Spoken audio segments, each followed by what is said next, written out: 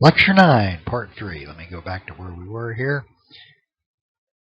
Still trying to find the most efficient way to make this thing work. Alright. We were talking about cars. Done with cars. Let's talk about radios. Okay, never new industry that can help drive a strong economy in the 1920s. Check my statistics here.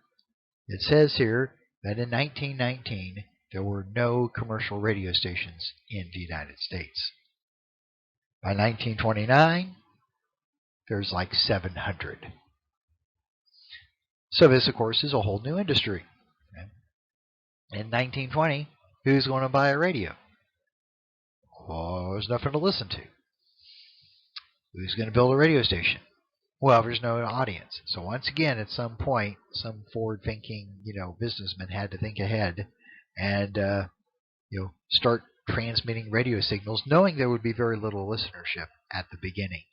And then once there's things you can listen to, people might go out and actually buy radios. Okay, so there's a radio right there. Now, most of you probably still have a radio or two or three or four in the house. Everybody's listening to streaming audio now and stuff through the computer, but you probably have a clock radio, or maybe not. Maybe you just use your cell phone, but you probably have radios laying around the house. All right. But in 1920, 1921, nobody has a radio.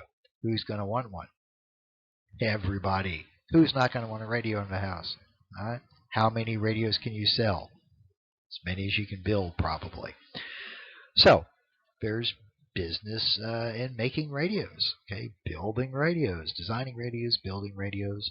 But once again, one of the themes of Lecture 9 is to think past the initial, well, gosh, we're selling radios. Okay, once you start having commercial radio stations available, then there's other jobs available. Okay? I mean, people aren't going to buy the radio if there's no programming, right? Okay, so what do we have here? Radio announcers.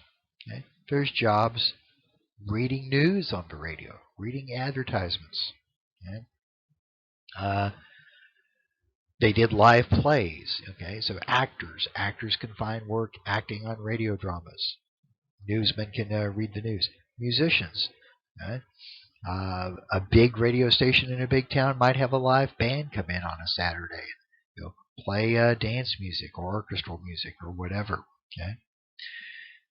Maybe sometimes you don't have a band. Right? Maybe you just come in and it's a small radio station, a small town, so you get one of those big, flat, black, waxy looking things. It's a record, and you play that, and music goes out over the air. Okay? And then just think, someone hears that record and says, man, I like that song, so they might go down to a record store and buy that record. Right? So the radio can creep into other industries as well. Okay? People walk in, hey, I want to copy that new record that's out. Okay? So there's jobs building radios, constructing radio stations. There's jobs at the radio stations, reading news, reading weather, acting out plays, okay, playing music. Okay, so these are all jobs. And it's not just that, though. You now go somewhere and buy this radio, so maybe you go down to Sears, and there's a whole new department where people just sell radios. You walk in there, I want a radio. How much you want to spend? How big you want it? Okay, so you buy your radio, and maybe after a couple of years, it stops working. Nowadays, if your radio breaks, you throw it away because radios are cheap. And they're all solid state. You can't work on them. But back then, radios had tubes, vacuum tubes, and voltage transformer stuff. You could take your radio down to the repair shop, and the repairman could take it apart, find the burnout tube, put a new tube in, bang, he's making a living too, and you don't have to buy a new radio. Right? So, radio is a never new industry in the 1920s. It's driving a lot of economic growth. Okay. Jobs making radios, selling radios, broadcasting material to be listened to on radios, repairing radios, and how do radio broadcasters pay to run their radio station? Do they charge you? Do they send you a bill? Hey, you listened to the news last night? Send us 25 cents. No, it's free. You just you turn it on, and bam, out comes programming, free of charge.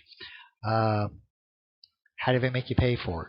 Oh, advertisements, just like when you go online, right? Advertisements. So now there's job writing advertising copy, recording advertising, reading it out loud, live. And so once again, this can stimulate the ad industry as well. So radios are a big deal in the 1920s. Okay?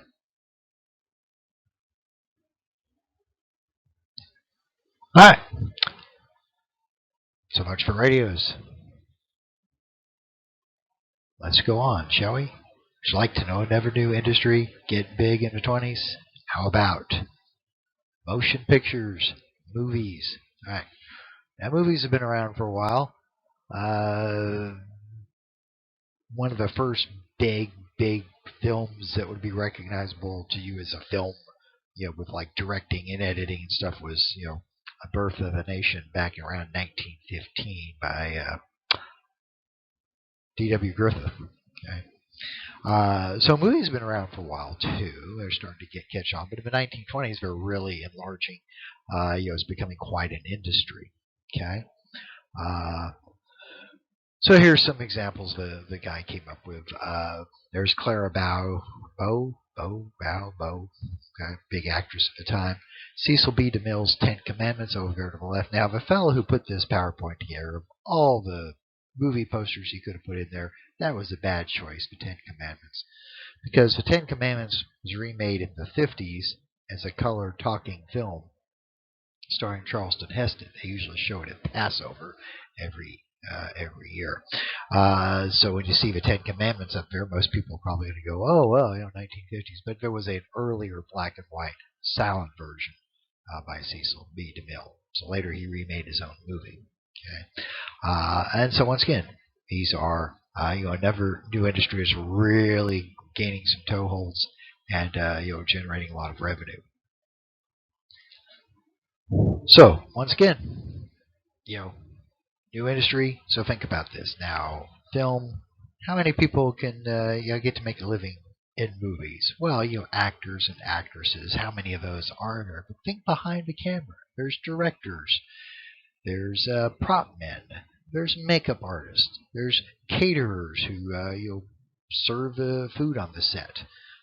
The film industry largely ends up being concentrated in Hollywood, California. Why? Well, the weather's good. It doesn't rain all that often, so you don't have to worry about that. There's a lot of different types of geographical locations nearby that you can go film at. I mean, you can go to the desert, you can go to the mountains, you can go to the ocean. So there's different places you can go to do filming. So jobs, not just for actors and actresses, like I said, cameramen, caterers, truck drivers, directors, film editors, all those kind of things. So it's a whole industry that didn't really exist, say, 20 years earlier. Okay, but let's say so you've built a studio. You recorded this movie. By the way, I just looked it up on the other computer. The first Ten Commandments came out in 1923. Okay. But you filmed this thing, you've printed up the copies, and now you're going to just set them in a warehouse and let them sit there, right? You make any money that way? No, you got to send it out to a movie theater. So now every little town is going to have a movie theater out on Main Street. Hey, there's construction jobs building those things. Okay? So movie theaters. And then, of course, there's people who work at the movie theaters. Kind of jobs that nowadays a lot of teenagers do. Maybe some of you work at a movie theater. You sell popcorn, you sell tickets. Okay, you sweep the floors after everybody leaves. Okay, so as a whole industry builds up out of basically what was nothing. Okay, so another thing is going to drive the economy in the 20s. Okay, another new industry. Now, of course, movies back then were black and white. They say kids don't like to watch black and white movies because they seem weird to them. Well, I can see that. They're not natural. But, of course, they were silent. There was no sound. You may have somebody in the theater playing a soundtrack on a piano, but there's no sound in the movie. Okay. Now, most of you have probably never watched a silent movie. If you've never seen one at all and you'd like to just try one on for size to get a feel what it looks like, I can recommend a couple that I've actually seen. And I know I don't watch a lot of silent movies, but you might look. I mentioned this one when we talked about industrialization. There's one called Metropolis. It was directed by a guy named Fritz Lang. Okay, it's a science fiction movie about a dysfunctional future. Nobody makes movies like that anymore. It's got robots and stuff. It's actually a pretty good flick. Now, the reason I've seen it is in the 1980s. Somebody restored it, re-released it, added a rock and roll soundtrack, and so it kind of went around. But it was actually an interesting movie. But I'll recommend one for you that I actually have some experience with. If you want to see a comedy, I took for my art credit, because you have to have an art credit, right? And I have no artistic talent at all. I took a film class, American film comedies, and we watched one called The General by Buster Keaton. It's a Civil War movie, but it's a comedy too. It's actually really pretty good. I was at a museum one day in Frisco. I got separated from the family. I went looking for them. The girls had sat down in a little meeting room that was designed to look like the inside of an old theater. They were resting their heels. And on the screen, they were showing little excerpts from old movies. And I walked in there, and they were laughing hysterically at this movie. And I walked in and said, "What's that?" She says, "This movie, it's so funny." And I says, "It's The General by Buster Keaton. We watched it in my film class." So I went out and got it from the school library. We all sat down and watched it one night. It's actually pretty good. So, I would not want a steady diet of black and white silent movies, but if you've never seen one at all, you might look for one of these two. You got lots of time on your hands as you're stuck in quarantine. All right. So The General or Buster Keaton. I'm sorry, The General by Buster Keaton or Metropolis by Fritz Lang. If you like science fiction, you might look for one of those and give it a spin. All right. And it's time to stop this slide and move on to the next topic.